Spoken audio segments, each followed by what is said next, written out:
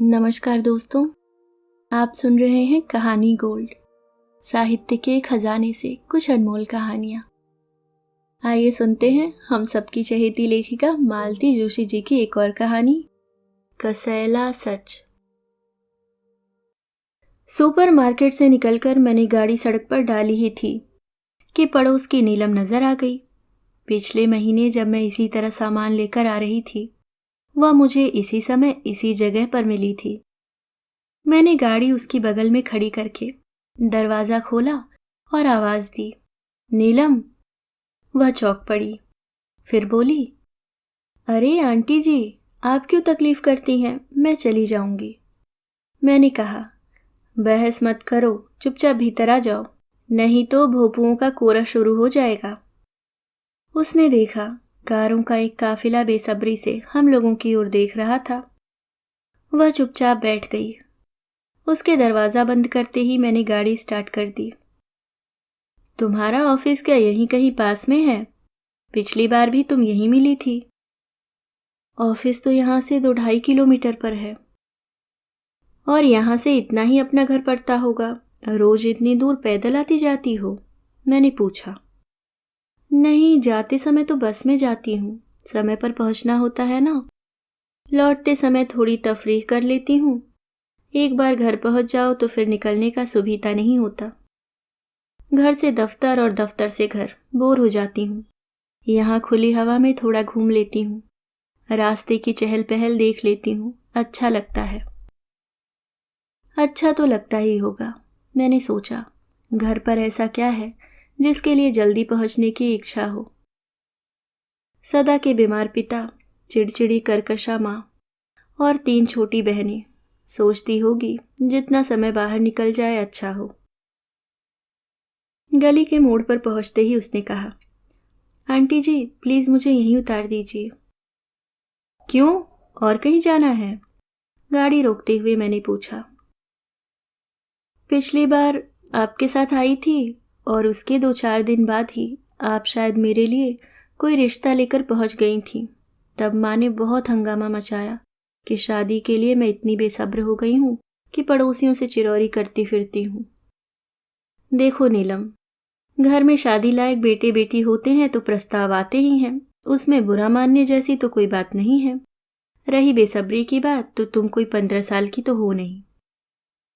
Double कर लीजिए, मतलब 30। तो बताओ, इस उम्र में अगर लड़की शादी के लिए आतुर होती भी है तो उसमें आश्चर्य क्या है? अच्छा आंटी जी, लिफ्ट के लिए थैंक्स, उसने उतरते हुए कहा और विषय ही समाप्त कर दिया। घर पहुंचते हुए मैं अपने उस प्रस्ताव के बारे में सोच रही थी जिस पर बवाल मचा था। मेरे मौसेरे भाई की पत्नी शादी के बाद जब पहली बार पीहर जा रही थी तो दुर्घटना का शिकार हो गई थी। वह और उसका भाई दोनों मारे गए थे। भाई तो मतलब मेरा मौसेरा भाई तो एकदम बदहवास हो गया था। उसे नॉर्मल होने में पूरा 1 साल लग गया था। फिर भी उसके सामने शादी का नाम लेना गुनाह था। पिछली बार मौसी ने लिखा था कि बड़ी मुश्किल से वह शादी के लिए राजी हो गया है। जल्दी से कोई अच्छी सी लड़की ढूंढो ताकि उसका 8-9 साल का वनवास खत्म हो। पिछली बार जब नीलम को लिफ्ट दी थी तो मुझे एकदम मौसी की याद आ गई थी। मैं फौरन उसके लिए प्रस्ताव लेकर पहुंच गई थी। उनकी ओर से कोई जवाब नहीं आया तो मैंने सोच लिया था कि दुहाजू वर के लिए वे लोग तैयार नहीं होंगे। पर वैसे आज अच्छा मौका था। मैं नीलम से उसकी राय जान सकती थी, पर राय जानकर भी क्या होता? मुझे नहीं लगता कि अपनी राय पर अमल करने की क्षमता इस लड़की के पास है। घर पहुंची तो देखा पड़ोस के घर के सामने एक गाड़ी खड़ी है।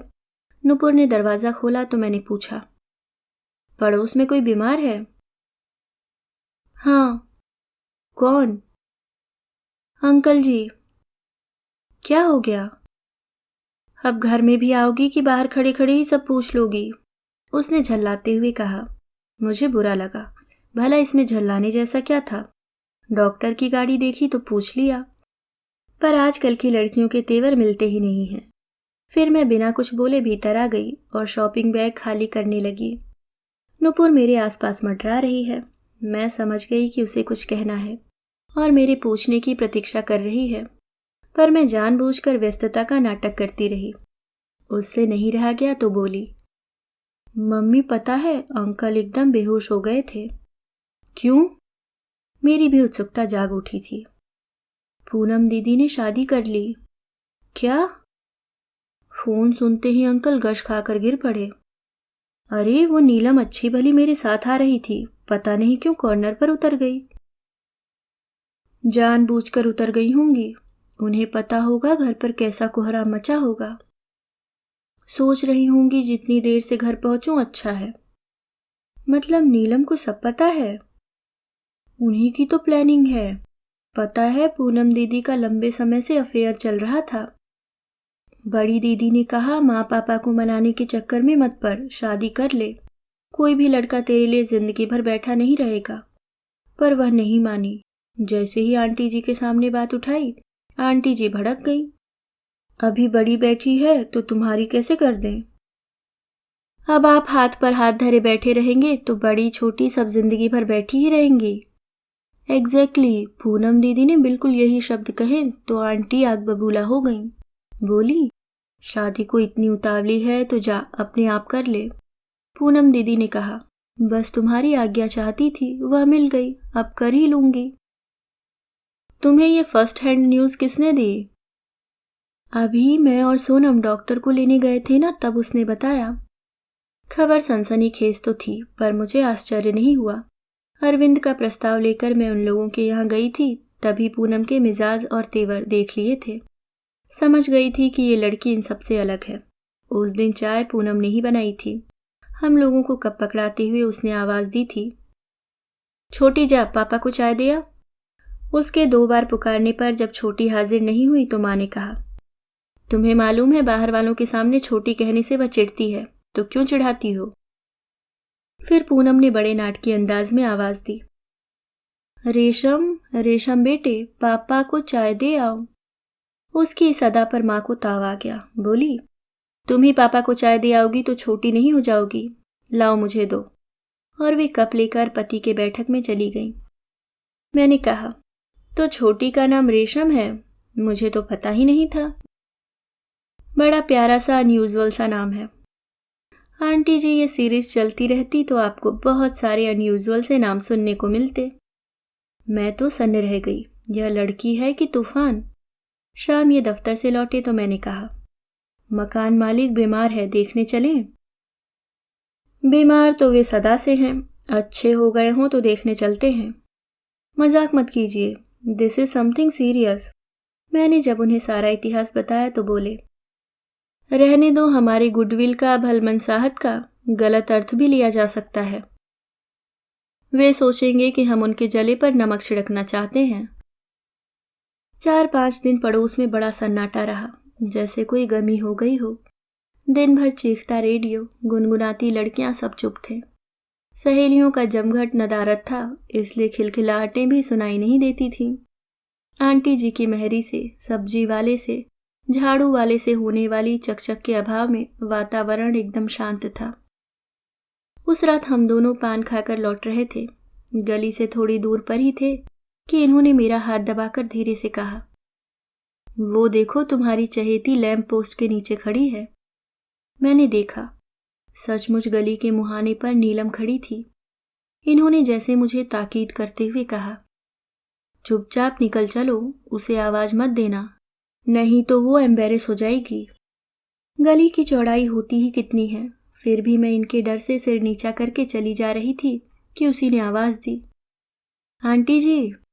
मैं तुरंत उसके पास पहुंच गई और पूछा, इतनी रात के तुम यहाँ क्या कर रही हो? छोटी और सोनू की राह देख रही हूँ। इतनी रात गए वे लोग कहाँ गए हैं? वह कुछ कहती इससे पहले ही पीछे से आवाज आई, मैं घर जा रहा हूँ। आवाज की तलखी से ही मैं समझ गई कि घर जाकर अच्छी खासी डांट पड़ने वाली है, पर डांट के डर पर मेरी उत्सुकता भारी पड़ गई है। मैंने पूछा, इतनी रात गए दोनों कहाँ गई हैं? पिक्चर देखने। और तुम यहाँ क्या कर रही हो? माता जी की आज्ञा का पालन कर रही हूँ। उनका कहना है कि गली इस समय एकदम सुनसान रहती है। दोनों का इस समय अकेले आना खतरे से खाली नहीं है। वे दोनों हैं फिर भी अकेली हैं, और तुम जो इस सुनसान में अकेले खड़ी हो, तुम्हें कोई खतरा नहीं। माँ सोचती हैं अब मैं उस उम्र में पहुंच गई हूं जहां कोई भय बाधा नहीं है। Don't tell me you are just 30 Neelam. और इस देश में तो 6 साल की बच्ची से लेकर 60 साल की बुढ़िया का भी अकेले घूमना निरापद नहीं है। वह फीकी सी हंसी हंस दी। और इन्हें पिक्चर जाना था तो दिन में जाती। पिक्चर का बहाना तो माँ के लिए था। आपसे कुछ नहीं छिपाऊंगी आंटी, वे पूनम के रिसेप्शन में गई हैं, और वह तो रात में ही होता है ना। तुम नहीं गई? तीनों जाती तो माँ को शक हो जाता, कोई नहीं जाता तो पूनम को बुरा लग जाता। मैं कुछ देर चुप रही, फिर मैंने कहा, तुम्हें नहीं लगता पूनम ने थोड़ी जल्दबाजी कर दी? कितने दिन और किस लिए? स्थितियां तो यथावत रहने वाली थीं। वैसे भी वह 26 की तो हो ही गई थी, छोटी भी अब 18 की हो चली है। मेरी शादी नहीं होने से क्या उनकी उम्र रुक जाएगी? मैंने देखा, उसके स्वर में जरा भी हताशा या रोष नहीं है। उसी शांत स्वर में उसने कहा, शादी के लिए मैंने ही उस पर जोर डाला था। मैंने छोटी और सोनू से भी कह दिया है, अच्छा वर मिले तो कर लेना, माँ बाप के भरोसे न रहना, न मेरा ख्याल करना। तुम्हारे पिता तो पूनम का ही शौक नहीं सह पाए, यह दोनों भी उसी राह पर जाएंगी तो। यह भी एक अच्छा तरीका है आंटी, उसने कसैले स्वर में कहा। विरोध भी दर्ज हो गया और लड़की भी मुफ्त में निपट गई। सच कड़वा होता है, यह तो पता था, पर कसैला भी होता है, यह आज पता चला। उस क्षण मेरा मन उस दिलेर कन्या के लिए अपरंपार ममता से भर उठा। आप सुन रहे थे मालती जोशी जी की लिखी कहानी कसैला सच। धन्यवाद।